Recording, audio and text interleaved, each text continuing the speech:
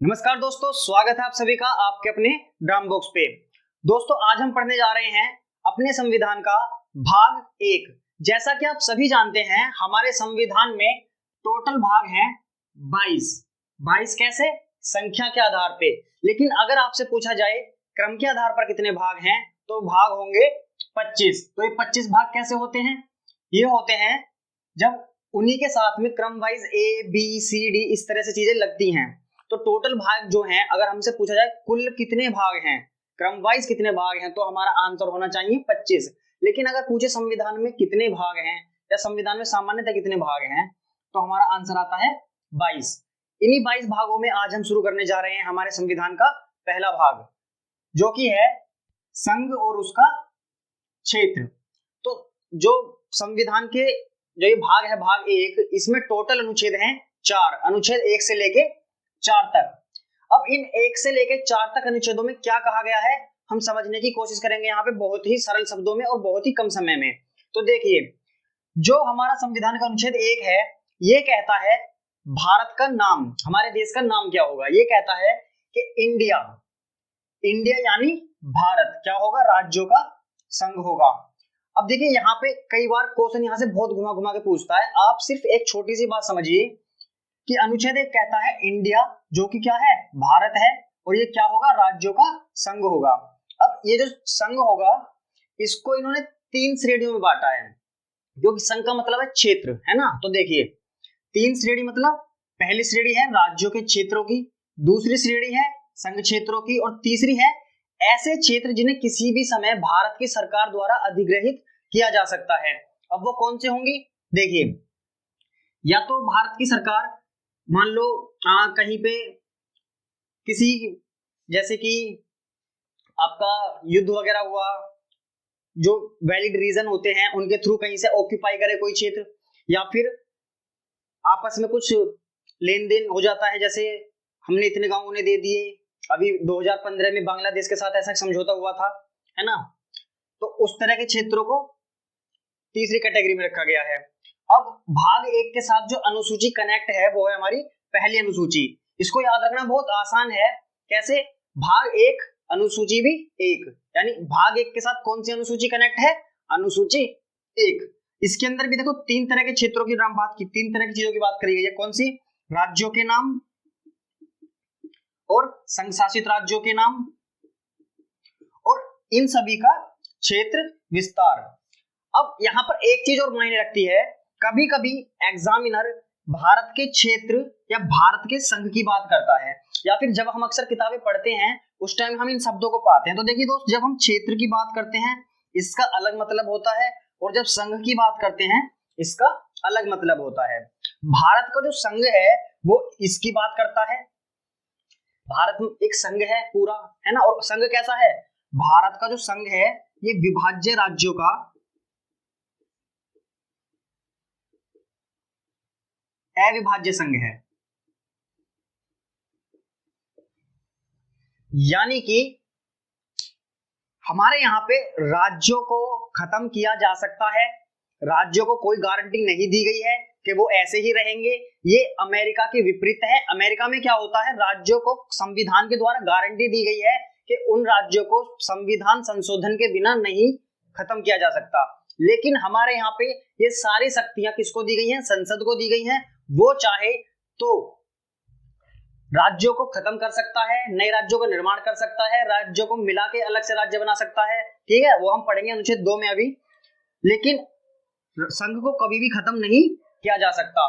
तो बहुत कई बार क्वेश्चन आता है, ये घुमा के भी देता है कि अविभाज्य राज्यों का संघ है, विभाज्य राज्यों का संघ। तो बिल्कुल सिंपल याद रखना है, राज्यों को खत्म किया जा सकता है तो विभाज्य राज्य हैं, और संघ को कभी खत्म नहीं किया जा सकता। संघ कैसा है? अविभाज्य है। अब आते हैं अपने इस कॉन्सेप्ट पे, संघ वाले पे और क्षेत्र वाले पे। देखिए, जब हम बात करते हैं भारत के क्षेत्र की, तो भारत का जो क्षेत्र है ये जो होता है ये एक अपने आप में बहुत बड़ी संकल्पना है। भारत के क्षेत्र के अंदर वो चीजें भी आती हैं जो कि अभी भी भारत में नहीं है, वो आने वाले समय में ऑक्यूपाई की जा सकती हैं। भारत का क्षेत्र, जैसे कि हमने कई चीजें किराए पे ली हैं, लीज पे ली हैं, है ना।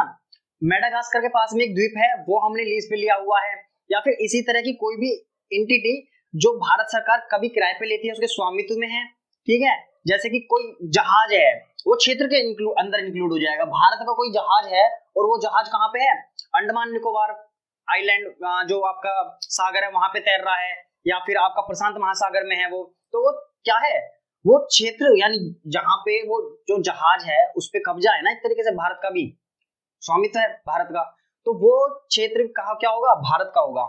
और जो संघ है, संघ के अंदर सिर्फ क्या है, इंडिया यानी भारत, और संघ के अंदर नॉर्मली क्या आते हैं, उसके राज्य और संघ शासित क्षेत्र, जो अभी की कंडीशन में कितने हैं, 28 स्टेट्स हैं हमारे पास, और 8 क्या हैं, यूनियन टेरिटरीज। तो दोस्तों आइए चलते हैं अनुच्छेद 2 की तरफ। तो आइए दोस्तों देखते हैं अब भाग 1 का अनुच्छेद 2। तो अनुच्छेद 2 क्या कहता है, देखिए अनुच्छेद 2 और 3 एक कॉमन बात है, और जो इनमें मेन डिफरेंस है वो समझने की कोशिश कीजिएगा। पहली चीज, अनुच्छेद 2 के अंदर और अनुच्छेद 3 के अंदर राज्यों के बारे में जो पावर दी गई है वो मेनली और सोर्मली पावर जो दी गई है वो दी गई है संसद को, है ना।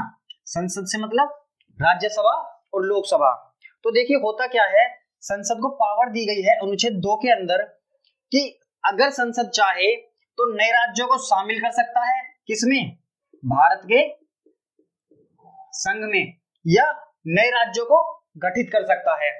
और जो संविधान का अनुच्छेद 3 है वो कहता है कि भारतीय राज्यों का पुनर्सीमन, यानी कि ये पुनर्सीमन 5 तरह से हमारा हो सकता है। पुनर्सीमन के कितने तरीके हैं, 5। अब एक चीज और आप समझिए, देखिए बच्चे बहुत कंफ्यूज होते हैं अनुच्छेद 2 के अंदर और अनुच्छेद 3 के अंदर। जब अनुच्छेद 2 की बात होती है तो संसद को ये पावर दी गई है कि भारत की संसद अगर चाहे भारतीय संघ में नए राज्यों को शामिल कर सकता है, नए राज्यों के गठन की शक्ति की पावर उसको है। तो इसका मतलब ये है कि उसको जो ये पावर है, ये 2 तरह की जो पावर है ये उसको मिलती है विदेशी क्षेत्रों के लिए, है ना। यानी ऐसे क्षेत्र जो अभी भारत के संघ में शामिल नहीं है, जैसे मान के चलो पाकिस्तान का कोई राज्य है, उसको अगर भारत में शामिल करना है तो अनुच्छेद 2 की पावर वहां पे लगेगी, है ना। अनुच्छेद 2 से पावर मिलती है संसद को।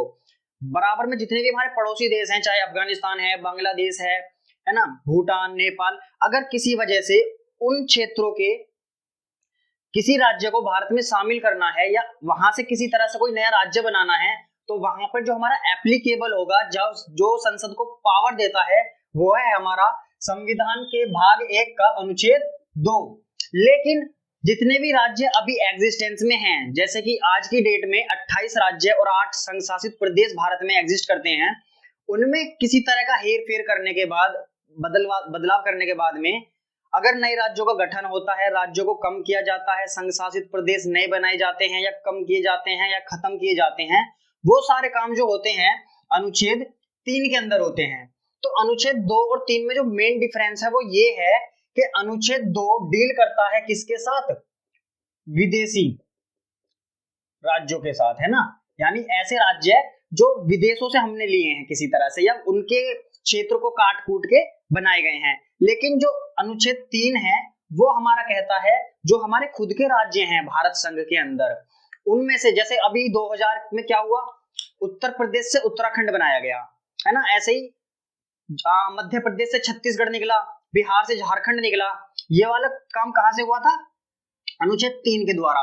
लेकिन जब गोवा को लिया गया, वो लिया गया कैसे, अनुच्छेद 2 के द्वारा। दमन दीव, वो सारे अनुच्छेद 2 के द्वारा भारत में आए।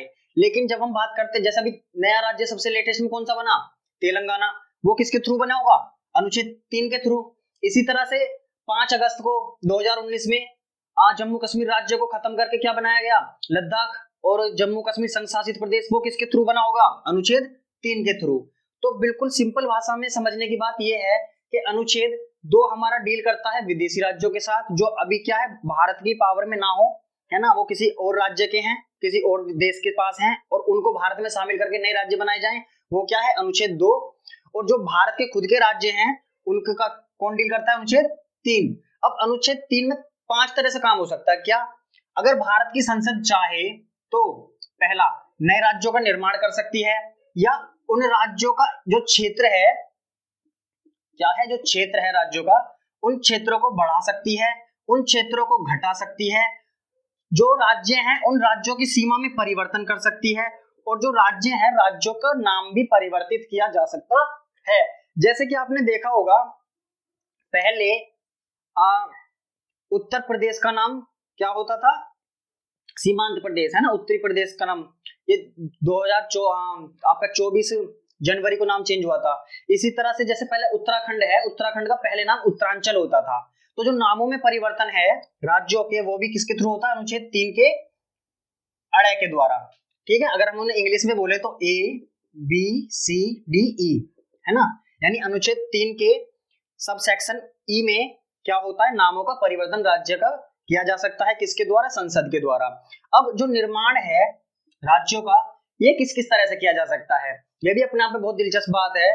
देखिए, मान के चलिए संविधान कहता है कि एक राज्य या बहुत सारे राज्य, है ना, या तो इन सभी को मिला के, है ना, इन सभी को क्या कर दें, मिला दें, तब एक नया राज्य बनाया जा सकता है। दूसरा, कोई एक राज्य और बहुत सारे राज्य, इनके किसी भाग को मिला के, यानी ये, है ना, इनके किसी भाग को मिला के,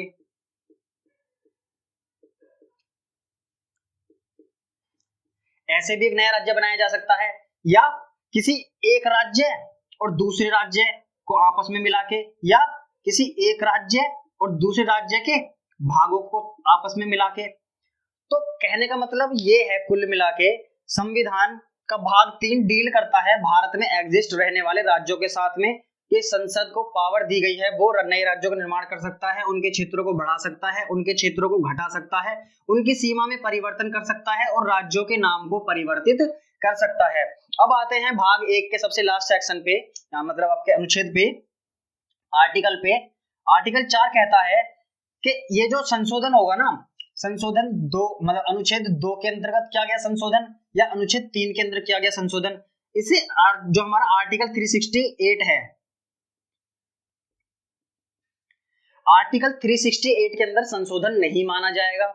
ठीक है, सबसे बड़ी बात है, कभी कभी पूछा जाता है कि बताइए अगर किसी राज्य के नाम में परिवर्तन किया गया है, किसी राज्य के क्षेत्र में परिवर्तन किया गया है, 2 राज्यों को जोड़ के एक नया राज्य बनाया गया है, किसी राज्य को काटकर एक नया राज्य बनाया गया है, तो क्या इसे संविधान के अंतर्गत संशोधन करना पड़ेगा, संशोधन माना जाएगा? तो आपका आंसर होगा नहीं।